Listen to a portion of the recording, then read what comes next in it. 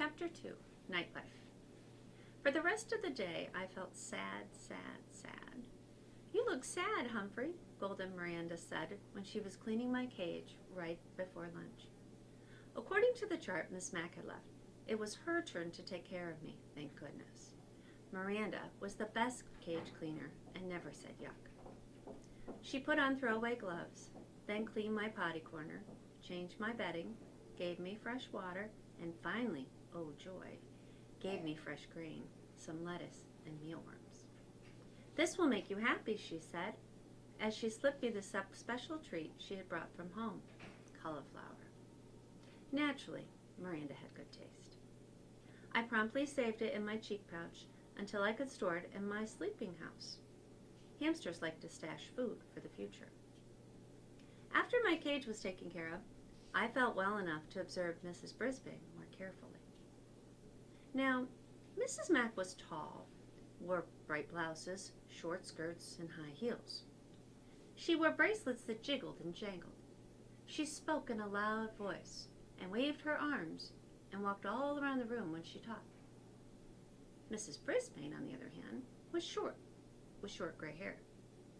She wore dark clothes and flat shoes, and she didn't jingle-jangle at all. She spoke in a voice just loud enough to hear, and sat at her desk or stood at the chalkboard when she talked. No wonder I was feeling drowsy after lunch.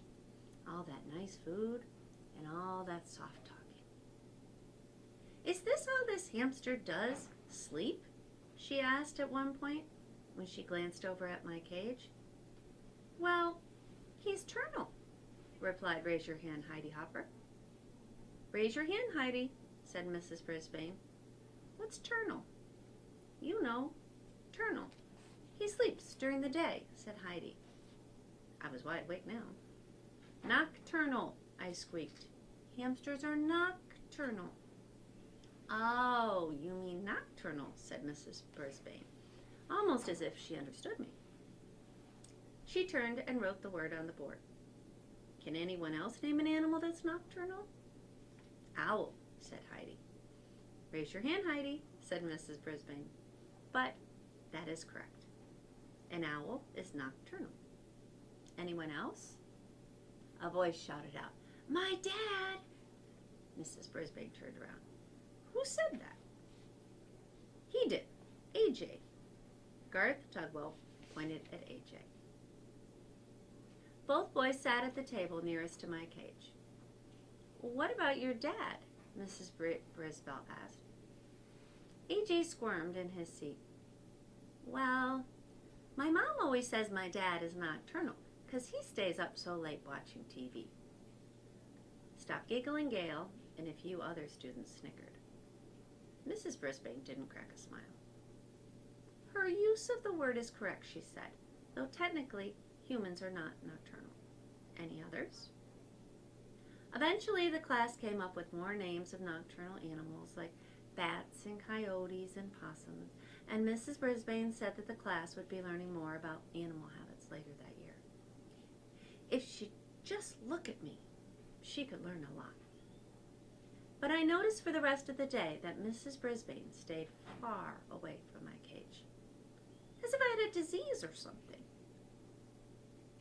She read a mighty fine story to us in the afternoon, though. In fact, I couldn't get back to my nap afterward. It was about a scary house and these scratching noises and a ghost. Thump, thump, thump. The ghost came down the hall.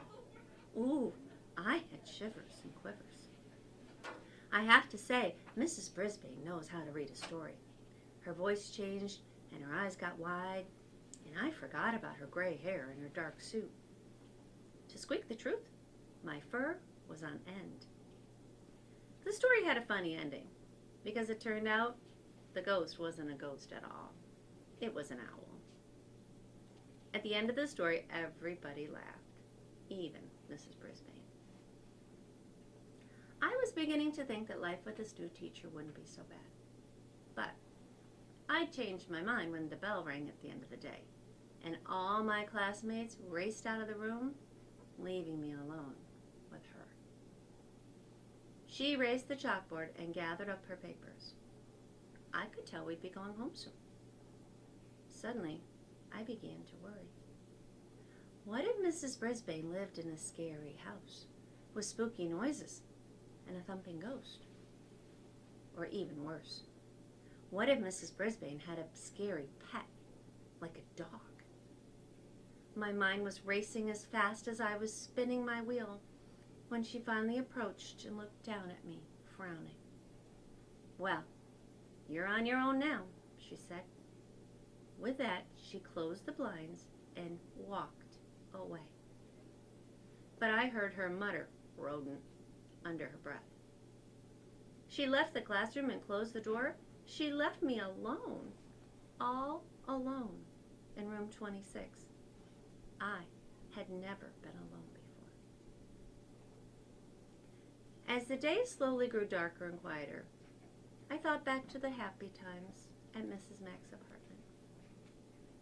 There were always cheery lights on, and music and telephone talking, and, oh dear, during the day, I never noticed how the clock on the wall ticked off the seconds, one by one, very loudly.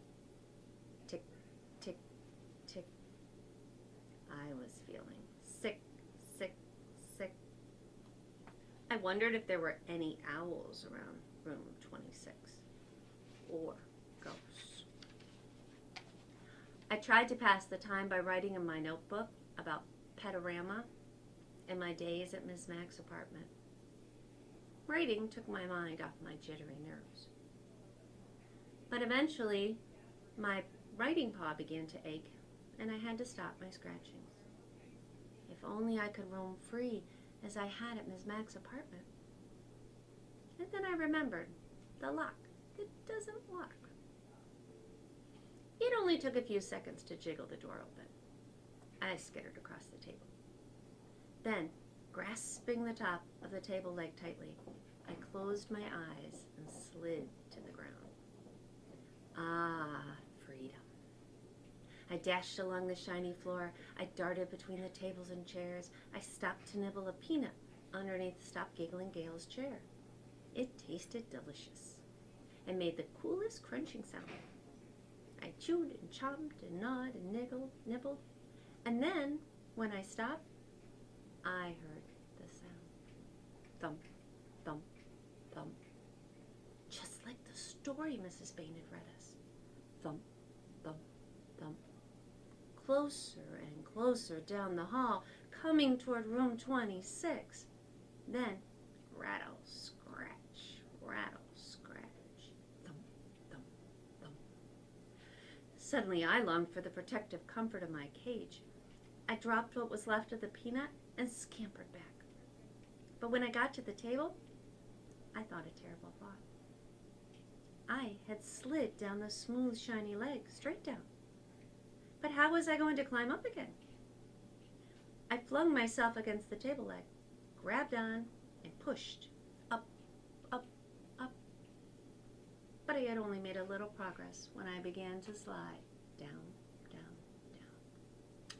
I was right back where I started. The rattling got louder. The sounds weren't coming toward room 26 anymore. They were coming in room 26. Just then, I noticed a long cord running down from the blinds. Without hesitation, I leaped up and grabbed the cord and began swinging back and forth. My stomach churned. I wished I'd never touched that peanut.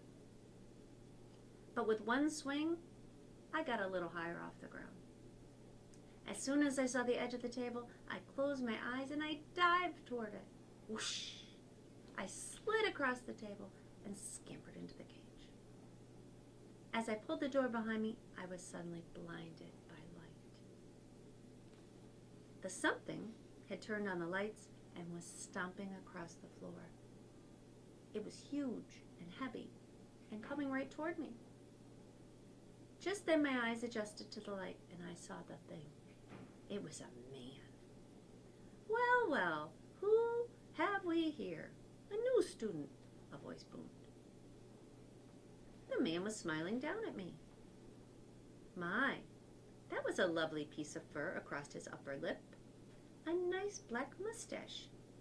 He bent down to peer in at me. I'm Aldo Amato. And who are you? I'm Humphrey. And you scared me half to death, I told him.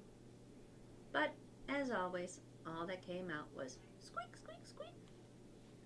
Aldo squinted at the sign on my cage.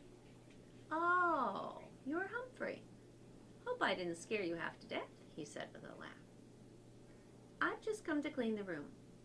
I come every night. But where have you been? He said. He rolled up a big cart with a bucket and mops and brooms and all kinds of bottles and rags on it. Oh, that's right, he replied, as if we were having a real conversation. Mrs. Brisbane came back today. She's a good teacher, you know, Humphrey. Been teaching here a long time. Wish I'd had a teacher like her. Say, do you like music, Humphrey? Squeak, squeak, squeak. I tried to tell him I love music, almost as much as I love Mrs. Mack. Suddenly a song came blasting out of the radio on his cart, and he set to work. Sweeping, mopping, moving desks, ducking, dusting. But Aldo Amato didn't just dust and mop. He spun and he swayed. He hopped and he leaped. He twisted and he twirled. How do you like the floor show? Amato asked me, as he grasped the mop like a dancer holding on to his partner. Get it? It's a floor show because I'm cleaning the floor? Then Amato roared the biggest roar of a laugh I'd ever heard. His big mustache shook so much, I thought it might fall off. You like that? I'll show you real talent, Humphrey. Aldo Amato picked up his broom and very carefully stood it up with the very tip balancing on one outstretched fingertip. It wiggled from side to side, but Amato moved with the broom and managed to keep it balanced straight in the air for an amazingly long time. When he was finished, he bowed deeply and said, "What do you think? I'm going to join the circus." And he roared again. Then Amato wiped his forehead with a big bandana and sat down at the table where AJ usually sits. You know what, Humphrey? You're such good company. I think I'll take my dinner break with you. Do you mind? Please, please, please, I squeaked. Amato pulled his chair right up to my cage. Hey, you're a handsome guy, like me. Here, a little bit of green won't hurt you, will it? He tore off a piece of lettuce from his sandwich and pushed it through the bars. Of course, I hid it in my cheek pouch. Aldo smiled. Good for you, Humphrey. Always save something for a rainy day. The two of us shared a very pleasant meal as Amato told me about how he used to have a regular job where he worked during the day. But then his company closed down, and he couldn't find a job for a long time.